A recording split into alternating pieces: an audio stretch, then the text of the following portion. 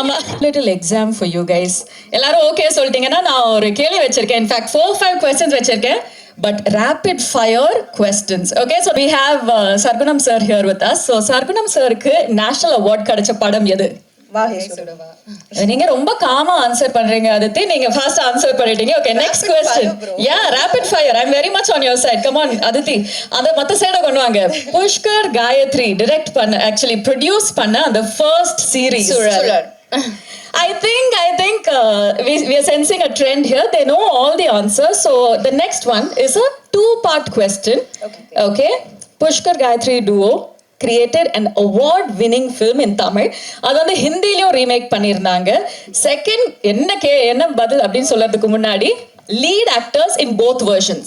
Vijay Sethupathi and Madhavan sir and Vikram Vedha, Tamil.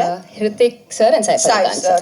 ஆஹா, ஓஹோ, டீமா answer பண்ணிட்டு இருக்கீங்கன்னு மட்டும் தெரியுது. Ladies and gentlemen, our next question is actually one of the most easy questions. Mr. Abbas oda debut film. Aditi is like, இதெல்லாம் ஒரு கேள்வி. ஸ்லோவா பதில் சொல்றேன் நம்பர்.